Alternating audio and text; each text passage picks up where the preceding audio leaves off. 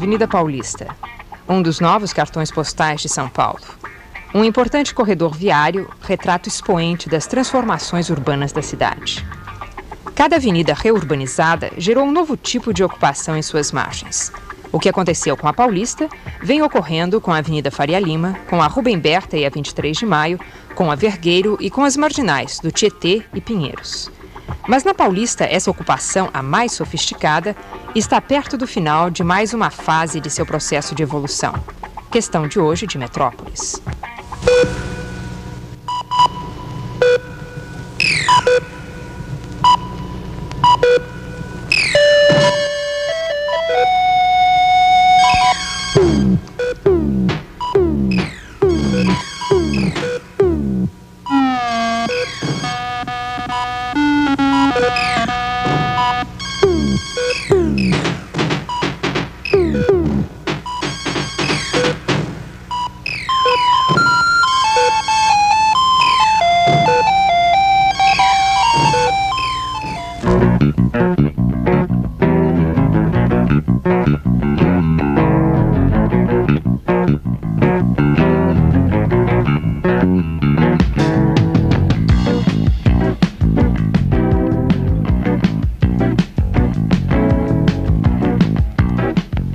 Em quase 90 anos, a Avenida Paulista passou por diferentes tipos de ocupação. Sempre uma via bastante larga, começou como área de mansões residenciais da alta burguesia do fim do século passado, quando no centro de São Paulo, como os Campos Elíseos, esgotavam-se os pontos de ocupação. Nos anos 50, uma nova etapa começou. Eram os primeiros grandes edifícios residenciais ou de escritórios e consultórios de profissionais liberais. Coincidindo com seu alargamento há alguns anos, uma nova etapa se consolidou, a dos suntuosos prédios, exclusivos dos grandes bancos e das empresas multinacionais.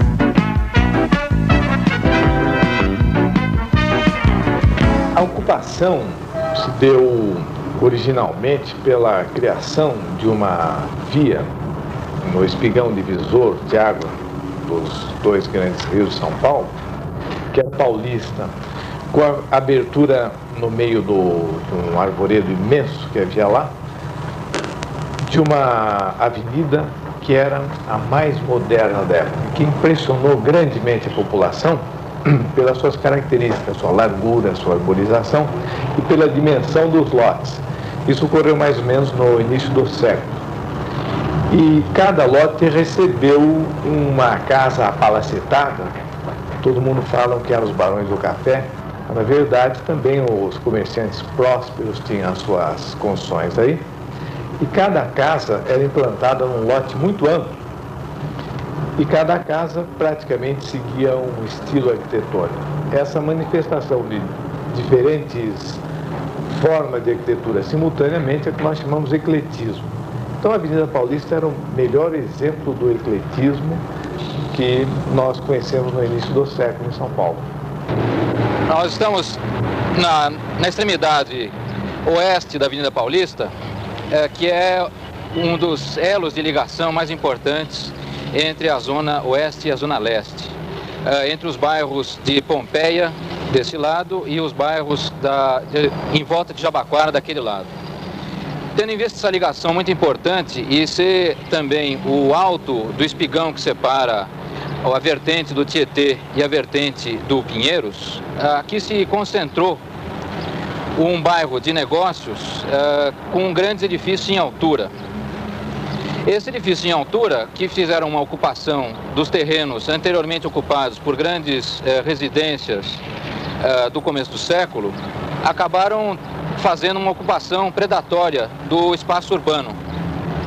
Como tentativa de correção desse espaço, que mesmo visualmente pode perceber a forma pouco planejada na qual ela foi implantada, alguns planejadores, particularmente o Roberto Cerqueira César, arquiteto Roberto Cerqueira César, e o engenheiro Figueiredo Ferraz, pensaram na solução de aumentar o espaço de circulação dessa avenida. Nessa forma, foi feito esse projeto no qual nós estamos atualmente, e que haveria uma pista expressa ligando as duas extremidades da Avenida Paulista e Sobre a pista expressa, uma linha de metrô e nas laterais da avenida, no piso onde nós estamos, pistas de trânsito lento, fazendo com que a vivência do pedestre pudesse ser amena, coisa que não acontece na outra extremidade da Avenida Paulista, onde não há essa superposição de níveis onde que nós estamos agora ocupando. Esse projeto, infelizmente, foi abandonado numa administração anterior, de modo que não se pode hoje perceber a utilidade que seria para a vivência urbana nessa região da cidade. De qualquer maneira, essa avenida é particularmente interessante porque nela se encontram várias experiências de tentativa de integração do espaço urbano coletivo com o espaço individual privado. No início da década de 50, o arquiteto Davi Libeskind projetou o Conjunto Nacional, que é esse prédio que nós estamos vendo na fachada posterior. O edifício foi também importante para essa região porque ele significou um polo de atração muito grande de interesse para essa região da cidade. E o fato de ter cinemas dentro de grandes lojas acabou também fazendo com que outros edifícios com programas semelhantes viessem ocupar a região. A implantação dele com o bloco principal de lojas, distinto do bloco de escritórios e apartamentos, distanciando da rua e dando uma perspectiva maior para o pedestre, uma perspectiva de luz, inclusive, coisa que não acontecia no centro da cidade, significou um passo muito importante na vivência dessa região. O Museu de Arte de São Paulo e o Parque Trianon sempre foram o grande espaço coletivo da Paulista, bem no meio da avenida, dando características especiais ao seu sistema arquitetônico. Lúcio, o museu e o parque formam um quarteirão bem característico na Paulista. Qual é a importância que eles têm para o resto da avenida? Desde o projeto original da avenida, esse setor era um setor de lazer. O Parque Siqueira Campos é aproximadamente a mata que existia aqui quando da inauguração da avenida, e o lugar do MASP é onde existia o antigo Trianon, onde existia um belvedere. E a doação do terreno para o município foi feito com essa condição de continuar sendo um belvedere. E essa é uma das razões pelas quais a arquiteta Lina Bo, pelas quais ela deixou esse vão livre muito grande, aberto, que hoje é um dos espaços mais agradáveis que nós temos aqui na Avenida Paulista. Domingo está cheio de gente passeando com criança, se divertindo, se encontrando. Aqui é um ponto de encontro importante. Naquela altura era também um ponto muito importante, era um dos lugares elegantes da cidade de São Paulo, e era um lugar onde do novo loteamento de Joaquim Eugênio de Lima se via o centro antigo de longe. Posteriormente foi construído aqui embaixo o túnel 9 de Julho e a cidade começou a tomar um rumo completamente diferente. De qualquer maneira, esse prédio, ele também é um lugar muito importante. É um dos maiores museus da América Latina, uma das maiores coleções, mas a gente não deve esquecer que a arte não é só para ser guardada em museu. Nós vimos aqui na Avenida Paulista alguns painéis e algumas esculturas que têm muita importância. Nós vimos um painel no Nações Unidas do Clóvis Graciano. Num prédio mais adiante nós temos um painel muito importante da Maria Bonomi e várias outras obras colocadas dentro ou fora, dentro dos jardins de vários edifícios. O que o senhor acha que tudo isso, o trânsito, os edifícios, o espaço urbano, a Paulista, enfim, significa para a história de São Paulo? Ela significa uma série de experiências, algumas muito positivas, outras muito negativas.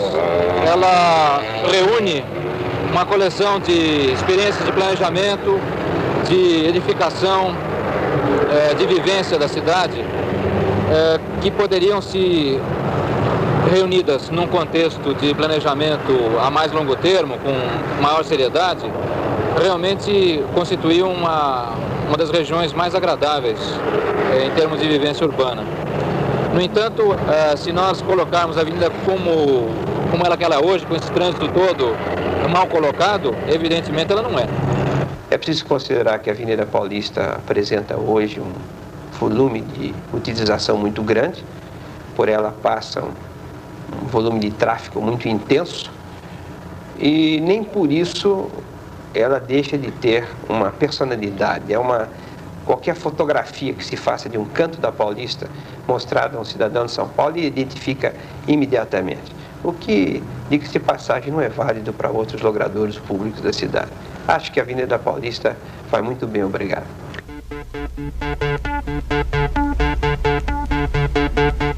Em termos imobiliários, a Paulista apresenta hoje um impasse.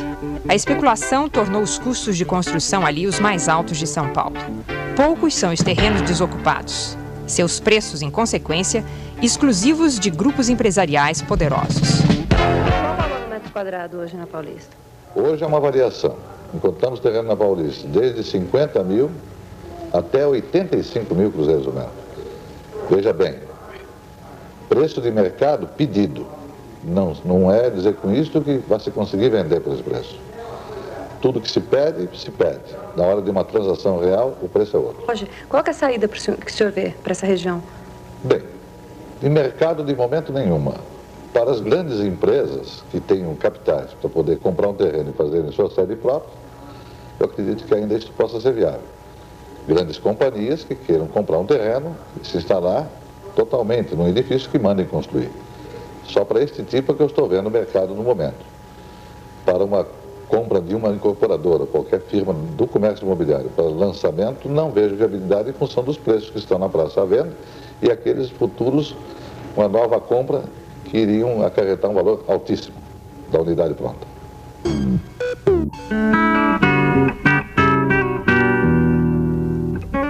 Hoje, contam-se nos dedos as mansões que resistiram à evolução da Paulista. Há prédios da década de 50 e mesmo os mais recentes são alvo de discussões entre arquitetos. Um dos pontos é seu estilo e sua praticidade, nem sempre vinculados à realidade nacional.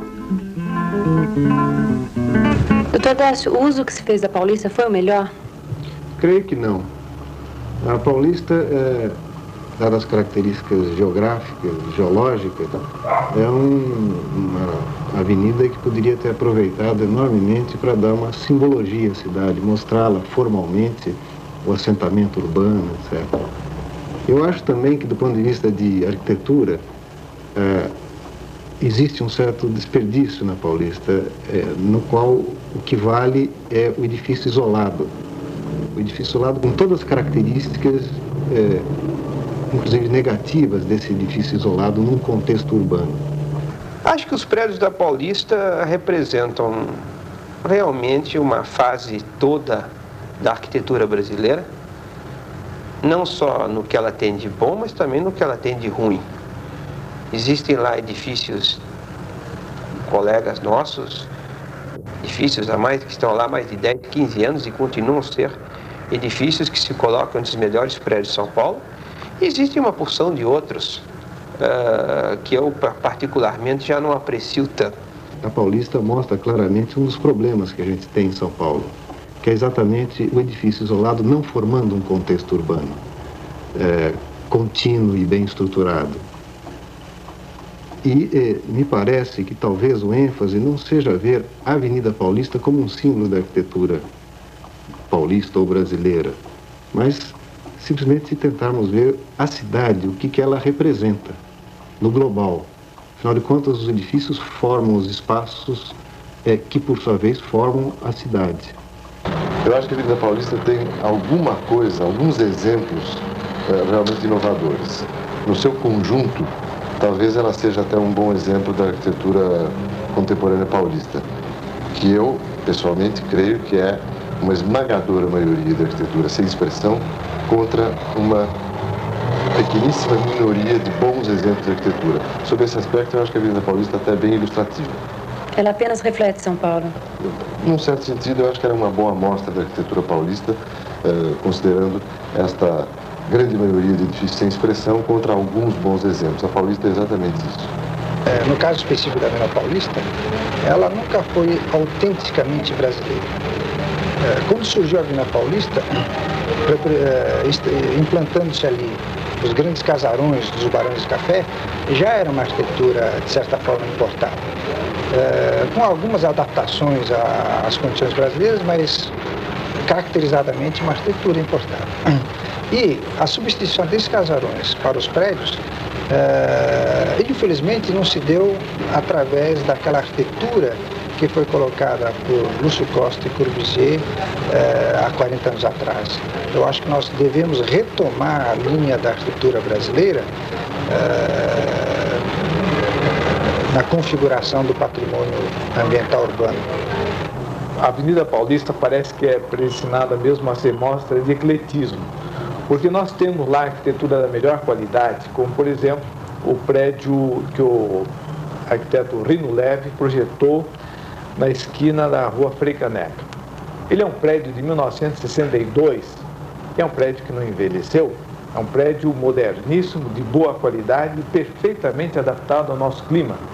Quer dizer, o conforto térmico é resultante de um bom projeto, isto é, a insolação, o arejamento, a ventilação foi projetada com brise solaire, com recursos adequados, com a colocação do prédio em posição favorável à ventilação e tudo mais.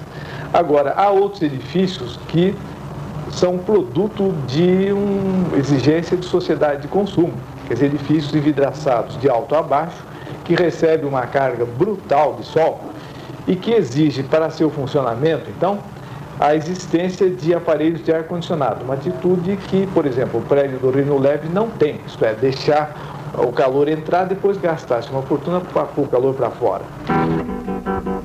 Na relação homem-prédio, o edifício sede do SESI entra em discussão.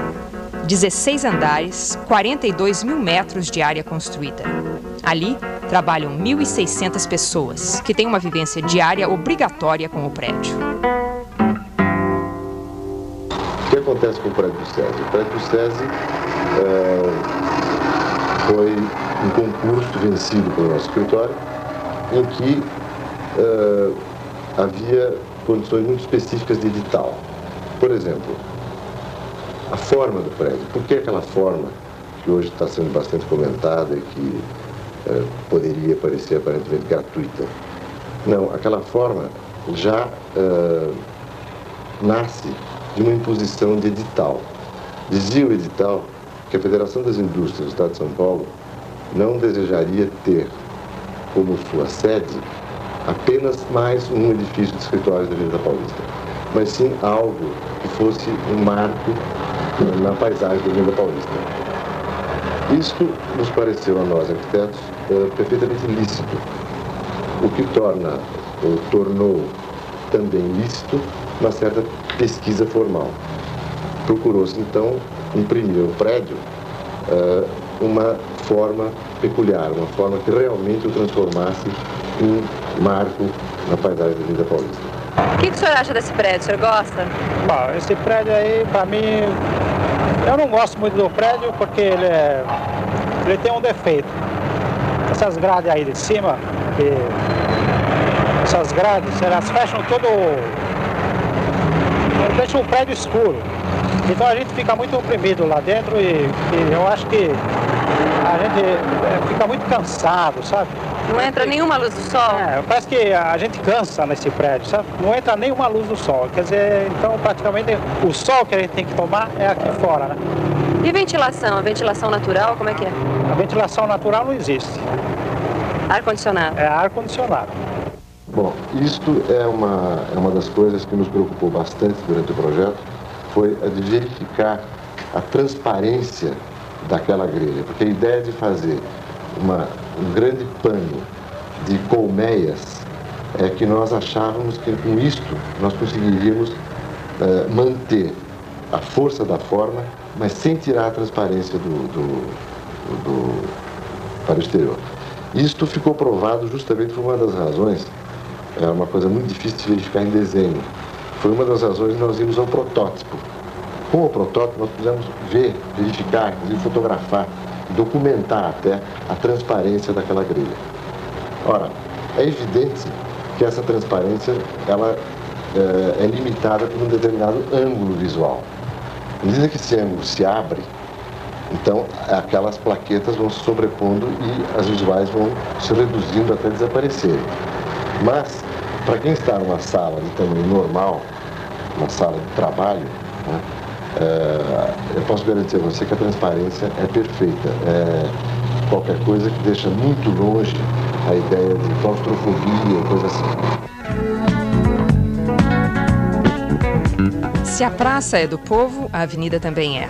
Para os que trabalham ou por ela passam frequentemente, a Paulista é um cenário do cotidiano. Seus prédios compõem, com calçadas, jardins e o asfalto, uma ocupação do espaço coletivo que gerou as mais diferentes reações. E o que o senhor acha da Avenida Paulista? Acho um exemplo de organização para o Largo da Concórdia, o Parque Dom Pedro, a limpeza que tem na Avenida Paulista, né, tudo isso. Dá um exemplo de uma cidade bonita, só que infelizmente em São Paulo praticamente é só na Paulista. Quem vem a São Paulo, quem desembarca no Glicério e vê logo de cara o Parque Dom Pedro, o Largo da Concórdia, tem um maior exemplo na cidade, aqui lá é uma imundice, né? Você acha que São Paulo deveria ser toda assim? Sim, deveria ser, já que nós somos uma cidade grande. Nós vivemos no meio dos prédios, todos os prédios deveriam ser tão bem organizados como esses aqui. E aqui na Avenida Paulista, qual é o prédio que o senhor mais gosta? Eu acho esse aqui, ó. Devido a isso, por causa desses mármores, esses vidros, a Ray-Ban, tudo isso aí é realmente muito engraçado, muito bonito. Não é que eu não gostei, entendeu? É a primeira vez, então quer dizer, você não tem uma opinião formada ainda.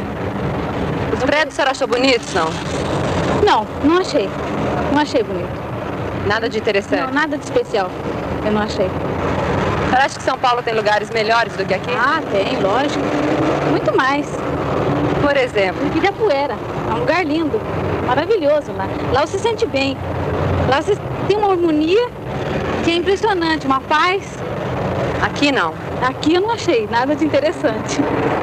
Olha, como eu sou um homem do interior, sempre que eu venho aqui na Avenida Paulista, eu sinto que ela continua sendo a síntese de tudo que São Paulo é. Toda a grandiosidade de São Paulo está realmente sintetizada aqui na Avenida Paulista. Que, principalmente nós que somos do interior, chegamos aqui e nos sentimos bem. Nós sentimos que a Avenida Paulista significa o que São Paulo significa, por sua vez, para o Brasil. Em termos de arquitetura, o que o senhor acha? O que o senhor acha dos prédios da Avenida Paulista? Eu acho que arquitetonicamente a Avenida Paulista é a melhor que existe em São Paulo. É o que mais bonito pode existir. O senhor gosta dessa utilização de vidro, muito cimento? Ah, sim, sem dúvida, gosto sim. Gosto, porque arquitetonicamente dá vida à avenida. O que você acha da Avenida Paulista? Como é que você se sente em relação a ela? Não sei, sabe, é um mundo estranho aqui, sabe? Você anda, mas não tem nada a ver com a gente. É uma realidade diferente, sabe? É uma coisa que tá aqui, mas não tá, sabe? Você anda, olha, mas por aí não tem nada a ver, sabe? É outra coisa. A realidade é outra, sabe? Não tem nada a ver com o resto de São Paulo? Com o resto de São Paulo. É um mundo à parte isso aqui, sabe? Um mundo à parte. Porque nenhuma outra rua de São Paulo, no centro, ou qualquer lugar que seja, vai ser que nem assim a Paulista. Altos prédios, bonitos, bem projetados, sabe? Você gosta dos prédios? Arquitetonicamente, você acha que é uma opção? Tem muitos prédios bonitos, mas acho que é muito heterogêneo o negócio, sabe? Não tem uma constante aqui. O senhor sempre trabalhou aqui na Avenida Paulista? Desde quando cheguei em São Paulo. Faz tempo? 1 ano e pouco. O que o senhor acha da avenida? Ótimo, gosto bastante. Não acho melhor, como eu já disse, é muito perigoso o trânsito, né? E outra parte de trombadinho, como eu já disse também, né? Tem muito trombadinho? Tem demais. O senhor se sente bem aqui? Até o momento sinto bem, né? E dos prédios, o que o senhor acha? O melhor é aquele, o mais bonito que gosto mais é aquele ali, né? É o prédio do SESI. É das indústrias, né? Por que o senhor acha ele mais bonito? Porque é o que eu conheço mais é ele, conheço por dentro e por fora, né? E qual que o senhor acha mais feio? Não, sobre a parte mais feia eu não vou dizer, porque tem muitos feios aí também, né? Eu não sei nem dizer qual é o mais feio. Mais bonito que eu acho mais é ele, né?